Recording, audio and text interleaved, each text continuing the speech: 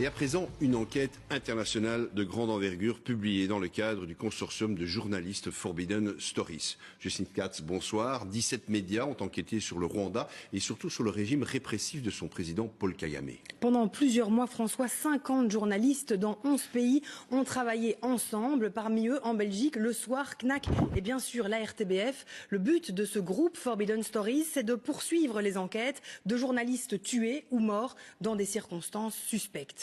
Et puis c'est en fait la mort d'un journaliste rwandais qui a déclenché cette enquête. Oui, John Williams Twali est mort en janvier 2023. Il aurait été percuté par une voiture alors qu'il circulait à moto dans la capitale Kigali. Mais ses proches contestent cette version.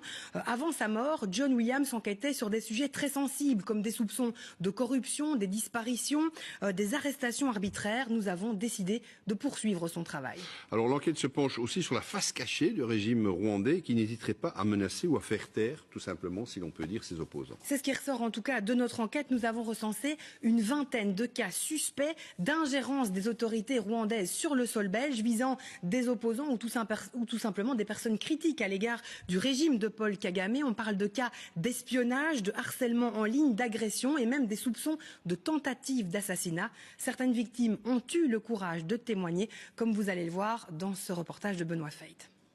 Théogène Rudasingwa est un vieux compagnon de route du président rwandais Paul Kagame. Il a notamment été ambassadeur du Rwanda aux États-Unis. Mais il est aujourd'hui passé dans l'opposition. Il affirme avoir été visé par une tentative d'assassinat en Belgique en 2015. C'est un de ses contacts qui l'aurait prévenu.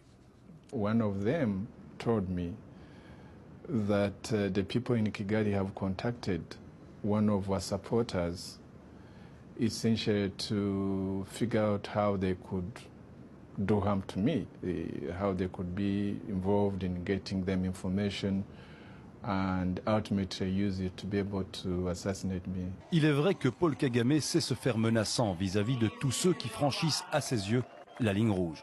Dans cette vidéo, on peut ainsi le voir pratiquement revendiquer l'assassinat d'un de ses anciens compagnons de route, Seth Sendashonga.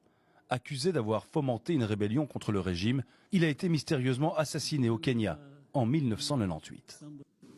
Actually, Sendashonga died because he had crossed the line. I have very little to say about that, but I am also not apologetic about it. Et les opposants rwandais ne sont pas les seuls à subir les foudres de Kigali. Même les journalistes internationaux qui osent enquêter sur le régime sont exposés. De passage en Belgique en 2014, la journaliste canadienne Judy Rever a ainsi été informée par la sûreté de l'État qu'elle était la cible d'un projet d'assassinat.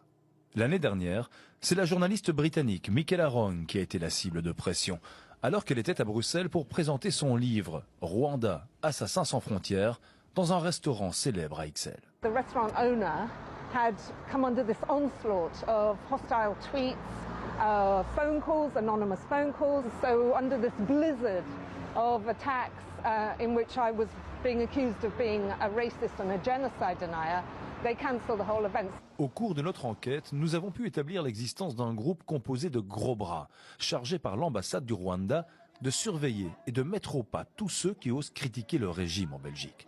Une réalité connue de nos services de renseignement qui ont récemment décidé d'interpeller directement Kigali à ce sujet. Le message était le suivant.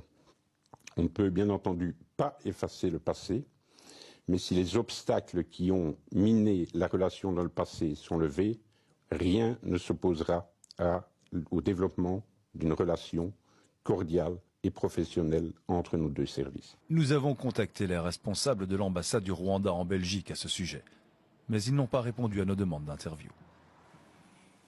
Ce soir, les autorités rwandaises ont déjà réagi par communiqué. Elles évoquent, je cite, un déferlement médiatique programmé pour perturber les prochaines élections législatives et présidentielles qui doivent avoir lieu dans le pays. Les autorités rwandaises qui précisent encore avoir refusé de répondre à nos questions parce qu'elles y auraient déjà répondu à plusieurs reprises. La suite de cette enquête, en tout cas Rwanda Classified, sera publiée demain matin dans Le Soir, le CNAC et sur toutes les plateformes de la RTBF. Merci Justine. Et bien sûr aussi demain soir dans le magazine Investigation que vous présentez, c'est à 20h15 sur la Une.